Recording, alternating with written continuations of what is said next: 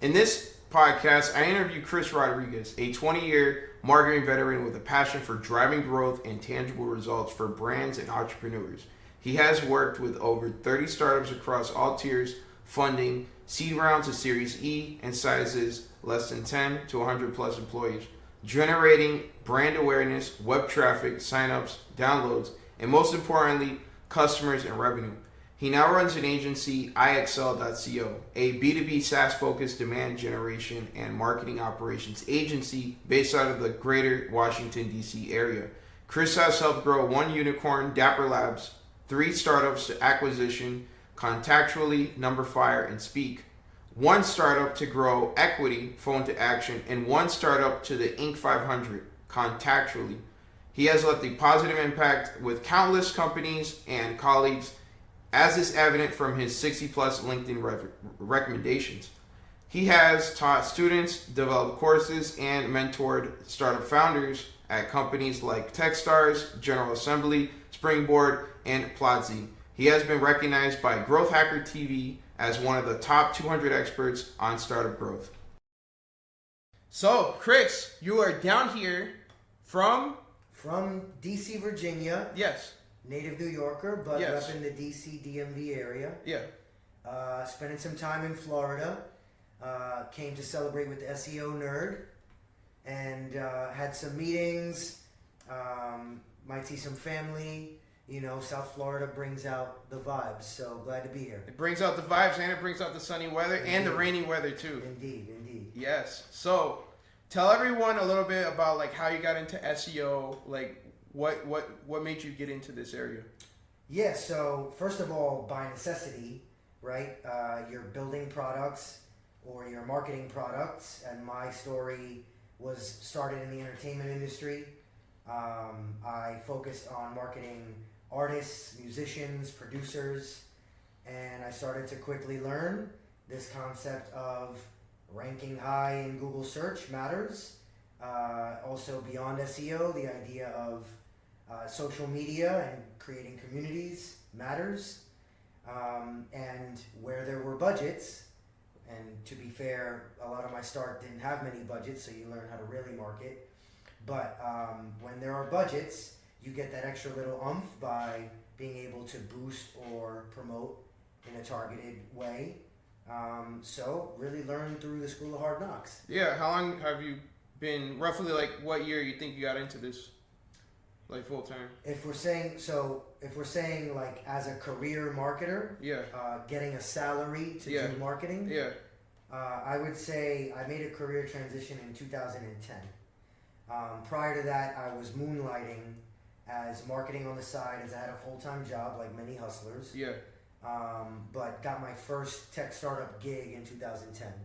So it's been 13 years working in the tech startup world, but have been marketing digitally, I would say, since 2003, 2004. So you got a lot of skin in the game. Yeah, I mean, I've spent a lot of time, I've had a lot of reps, but at the same time, learning every day. Technologies that were once very important and pop-in have passed by. Like, for example, my first social media experiences were in MySpace. Yeah. Right? I'm of the generation that was before Facebook was even launched to the college community. So Wow. yeah, so that's when I really started. And one thing that I was able to learn through my own company's promotions is I was somewhat known in the underground music industry in the hip hop community for building an email newsletter. And so there you learn a lot there. You learn the actual curation of content in the first place, to have something of substance to actually get someone to open it, click it, and not unsubscribe. But also learning, the details of how to improve those metrics. Things that we see in blog posts that are basic today, but I will say I was very fortunate and grateful to have learned that stuff on the fly, that different subject lines matter, different times sent, different days sent matter. A/B testing. Yes, sounds basic today in 2023, but I'm just very grateful that I was able to learn that stuff on the fly by getting real reps. Yeah, definitely no ChatGPT back then. No chat GPT back then. Yeah. I will say that we are using AI and chat GPT and Mid-Journey today in 2023. But obviously it was just about making sure that you had enough substance to get something of value going. How did you start your agency? So the agency, first of all, I'll announce what my agency is. So I run a company called iExcel. The website is iexcel.co, iexcel.co. And we are a demand generation performance marketing web agency. We are a boutique agency in part because of how we started. And we started because I myself was just an individual digital marketing consultant and was able to get some good word of mouth going, referrals, inbound, and really what matters is driving real ROI for these clients and potential clients. So maybe not these large, big brand case studies, but definitely being able to drive traffic and conversions to companies that would hire me. And I then expanded that into not just working for one company, but having a hands in a few pots. Yeah. Next thing you know, that actually gets to capacity, right? No matter how awesome you might think you are, you're only one human. There's only 24 hours in a day and 7 days in a week. So I started to realize the demand outweighed the ability to fulfill. And I say that humbly, but it was an awesome problem to have. So I started to try to figure out, do I actually want to keep this as a lifestyle business, or do I want to give it a go and take this up a notch? And so, I am of the YOLO mentality. You only live once. You got to give it a go. I don't want any regrets, laying in my coffin or my deathbed. So I said, we're going to give it a go. And if this works, amazing. And if this doesn't work, at least I hold my head high that I gave it a go. And so that's really the spirit of what iExcel has morphed into. Today, we have a roster of experts and junior marketers, all with a certain niche, or some of them generalists. So for example, we have HubSpot experts, we have paid social experts, we have people who strictly focus on tracking pixels and conversion setup. And these folks, one thing that we try to do is curate. I don't want to say that we are so big that we have established culture, but we are trying to establish culture. And I try to make that culture reflective of me naturally being passionate about digital marketing and just loving to hustle and get after it. And the truth is, I know that many other types of companies have big grandiose mission statements or trying to change the world. I genuinely, transparently say that isn't necessarily the mission that I or my company is about. We are passionate about delivering ROI for clients. We love digital marketing. We think about funnels. And I like giving advice. So when people are seeking advice, I might have some ideas or some answers. And I have learned that with this business model, that isn't shunned, it's sought after. Yeah. So that's how this business really got started. Yeah. And what are some of the tactics that you use? Yeah. You got like email, you got social media, you got SEO, and you even got SEM, paid ads and stuff. Sure. Yeah. So, we do try to focus on tactics because often people come to us looking for how do we get this job done, and we end up focusing on tactical rather than superficial or aspirational. So with that, with SEO, we specialize in the actual research up front and the implementation of the results of that research. So keyword research, often I find that people speak about it in a sort of underappreciating way. And that's not to say that we are magicians and no one else can do proper keyword research, but we do pride ourselves on being very purposeful about the words that we choose to recommend for content strategies, the words that we recommend for attacking with paid search. And so there's a little bit of pride and efficacy in the strategy of keyword research that we tend to think we're pretty good at. And then there's also the implementation, so on-page optimizations. Again, something that I find is undercredited, but we are good at optimizing your page with, and Google this if you're not familiar, on-page SEO checklist, which is basically a prescriptive 5, 6, 7, 8 things that you need to do to take that keyword and place it in these locations. Google is not stupid. They understand that people are gaming the system, and so you have to do it in a natural language way. And I sort of feel that we have enough experience where we can provide that value. And once you set the value, it is project based. You do it predominantly in a one-time with maybe some ongoing maintenance. But we feel that once you set that strategy, you start to see rankings grow for those pages related to those keywords. Straightforward as I say it, but it is direct ROI and impactful. So that's what we do in SEO. There is also the idea of backlinks and generating backlinks.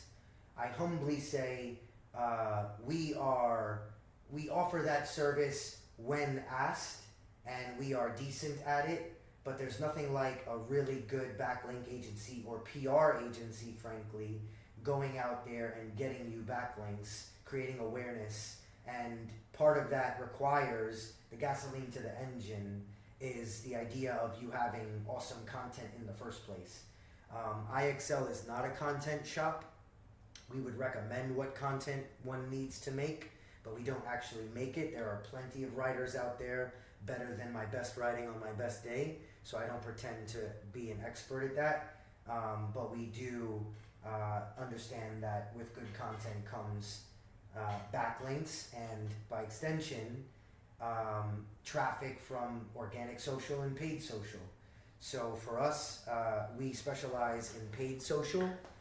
We primarily focus on LinkedIn ads and Facebook ads.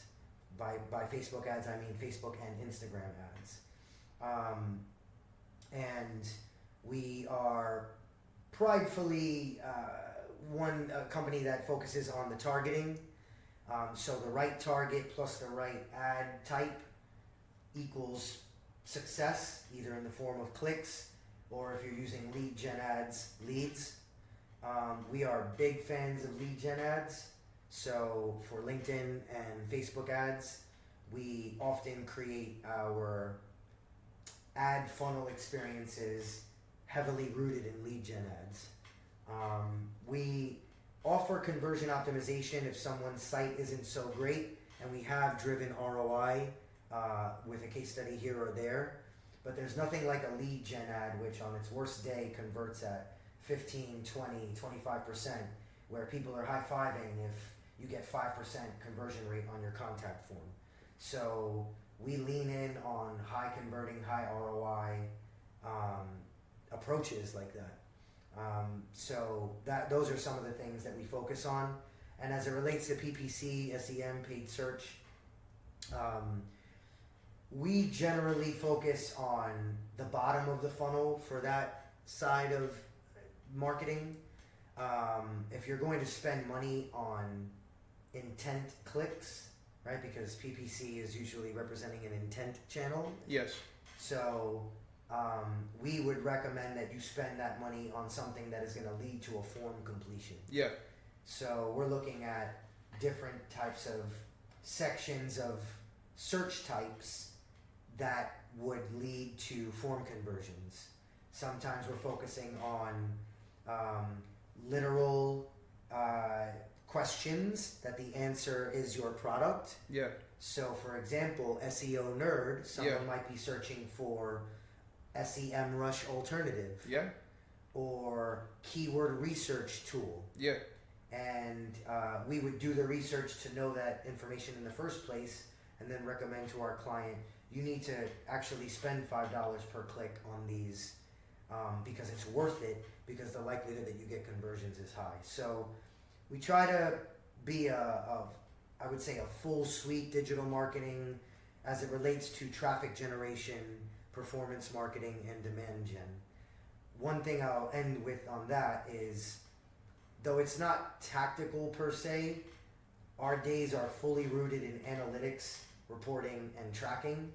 And so all of the stuff that I might have just shared, it is often rooted in, like, you need to actually be able to prove that you drove ROI. And so we often build or optimize reports, and we pull insights from them. It's one thing to throw a lot of math and charts at a client, but they want to know, give me the 3 bullet points. And so, we're strategy plus execution. That's very informative, very informative. But I have one question. With your clients, do they appreciate more SEO or pay-per-click or SEM? Well, I will say it depends on the client. Yes. If you have a lot of content, then you value SEO, is what I've taken away from the different types of clients that we've had over the years. If you don't have a lot of content, then clearly optimizing your site and your content is kind of moot. And so you're going to heavily focus on PPC, understandably. You might receive a keyword strategy to create things in the future. But if you don't already have a lot of content, you're sort of indicating that you have not yet, and this is not an indictment, but it's just the decisions that were made, you have not yet prioritized content creation. So no matter the roadmap you're given, you really have to change your behavior to suddenly care about creating a lot of content. Some people, when they're given the roadmap, they change their tune and they start to focus on creating content, or they might hire someone that is focusing on creating content.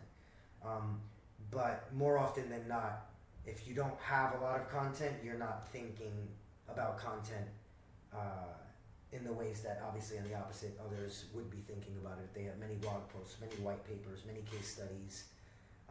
There's a lot to work with there for SEO optimization and backlink generation. You know, since we've been sitting here, I probably got like 80 emails. What do you think about, email marketing, email tactics? How do you feel about that? Yeah, so I get the same 80 emails. Yes. And often I comment on LinkedIn complaining about the amount of spam that I get. I'm not complaining about the spam because it's an email that hit my inbox.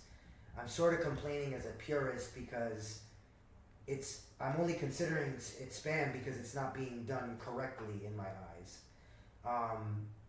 Obviously, there's the concept of cold email, and cold email can be done quite well, but it requires personalization, and often people are lazy to spend the time to personalize. But I think you can also agree to this. Anytime someone has actually personalized an email to you about you or about your company, it hits differently. Oh, it does. Okay, definitely. And the reason why it hits differently is in part because you understand that person spent a little bit of time researching you, caring about your pain points. It's not spam. It's not spam. If you think about it, we get a lot of emails, but the majority of emails are spam. But out of the ones that aren't spam, it's a personal email. Sure. And I pay attention to personal emails. Exactly. And you could still not want what they're selling. But you opened it, you maybe didn't click report spam, you might have even replied to say, I'm not interested. Or sometimes you say, I am interested, tell me more. I've received cold emails that have hit quite well. Sometimes they speak about my company and the software that I am using versus software that I'm not using. That means you looked into my software stack. You did a good job. Sometimes people are hitting me on a personal level. They might be cyber stalking me and understanding that I'm a diehard New York Knicks fan, or Yankees fan, or Jets fan. And so even the gesture of referencing that in an email, it differentiates you from, some other stuff. So from a cold email perspective, personalization is everything. It's difficult to scale with personalization, which is why people don't do it. And so the happy medium is personalization at scale. Yeah. And so if you think about the traditional old school mail merge email concept, bigger than hi first name, we actually write in our cold email entire phrases. They might be based on your industry, your city. So it's not specifically you, but it might be related to something that you think about every day, your pain points. Yeah. And that is almost a good enough way to do personalization at scale. Do your clients give you an email list, or do you do the research and get the email list for them? Again, it depends on the client. Yeah. Sometimes they actually have software, call it like a Sales Intel or a Zoom Info, that would actually be a database that you can research certain amounts of prospects and click export, and here's your CSV. Yeah. Sometimes they know who they want to target, but they maybe can't afford that enterprise level database, and so they are asking us to build a list for them.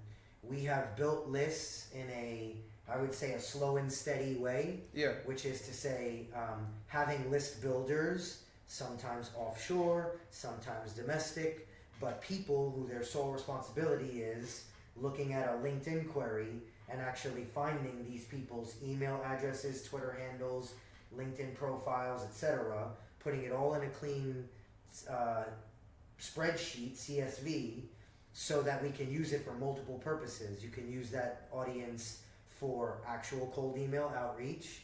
You can use it for target advertising, which is what I mentioned earlier in terms of paid social.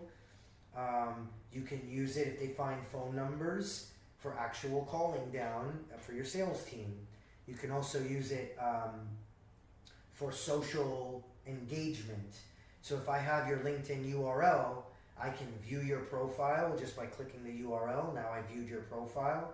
I can send you a DM.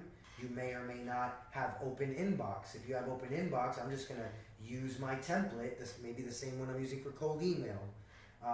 But touching people in multiple ways. For Twitter, which I think is undercredited as a social engagement tool sometimes, their ad platform leaves a little to be desired. But on an engagement level, you can do things that create notifications, right? Think about it. We're sitting right here, and if your phone was on, like a ping, right? So you get a ping. Yeah. The way that Twitter allows you to get pings is more valuable than some other platforms. So adding someone to a list. Yeah. Replying or retweeting. Yeah. Starring their tweet. Yeah. These are all things that get pings on your phone. And we're in the business of creating targeted engagement. So those are some of the things that we use email lists for, is importing them into these audiences and then actually doing things that are non-email based with the very email list. That's really how we prospect with email. But to be fair, there's an entirely opposite side of email. Say I don't need to prospect you anymore. This is the more common side. People do email marketing based on their already existing database. Yeah. And so there's already a form of trust. Exactly. Yeah. So how do you continue that trust and actually get them to do things you want them to do, whether that be having them click certain calls to action, having them sign up for certain engagements that are part of your brand, having them buy certain products, having them upsell because they're already customers. And so we're in the business of thinking that strategy through and presenting to the clients things like onboarding drip campaigns, or campaign-based drips, or like, for example, we work with a lot of NFT companies. So doing a drop, which is the same concept as like a sneaker drop or something like that, it has a bit of a hype machine sequence to it, right? A couple weeks before, a week before, a couple days before, a couple hours before. And so we create email sequences based on these different needs. And then for, if we have a certain goal in mind, I'll give you one anecdote. We had a certain past client where they needed people to do 4 separate actions to consider them activated.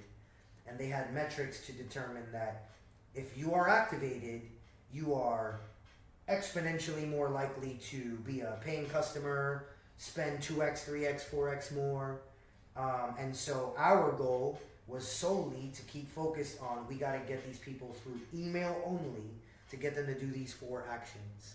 And so we created onboarding campaigns that were educational, but they were also very clearly focused on people doing these 4 actions. And so we were able to successfully activate a large chunk of users to feed into the potential customer upsell pool. So email is a very important tool, and we use it both for prospecting as well as continuing to engender the trust. Wow, even me as a software founder, that excites me because I have a huge email list of users that haven't been using the app, and I feel like I can use that tactic to activate them and wake them up, get them back on the app, get them trying to use new things that I've been creating. But I have learned so much from you, Chris, just sitting here. You have a lot of tactics that I never even thought about. Like, I never thought about using email. Like, I use it every day. I look at emails every day, but I didn't know how powerful it was. And I think the reason why is because you don't look at things like most people do, like a number or let me try to find a cookie cutter approach. You actually look at things and you try to use, I think, emotional intelligence to try to reach out to the person, because I feel like you have a good ability to connect to somebody, even if the medium is email or through like paid ads or social media ads or SEO. You have that great way to just connect and bind with somebody to get them from saying, oh, this is just another ad, to actually turning them into a lead. No, I appreciate that feedback. I think at the end of the day, it really starts with thinking about the person on the other side of the screen. Yes. Because we're all in front of our computers and it's all a bunch of noise, and you don't only cut through the noise by having an award-winning 30-second video ad, though that clearly works. You have to actually match the intent on that other side. You know, as an anecdote, right before this interview, we just sent an email that was focused on a very time-sensitive requirement to do a certain action at a certain time. And so by doing that, you're focusing on, they're not thinking about you for the other 23 and a half hours. So if you were to send that email at the wrong time, then you're not going to get the action, no matter how pretty the email is, no matter how awesome the words are. Yeah. So just thinking about literally just off of digital for a second and thinking about the human, they have a busy day, and just making sure that you are aligning with your campaign to fit into their day-to-day sequence such that they do the action you want them to do. I just try to oversimplify all of our efforts in that way. All right. Well, Chris, it was really glad to have you on. Yeah, thank you for coming over. Thank you for having me. Yeah, for sure. Appreciate it. All right.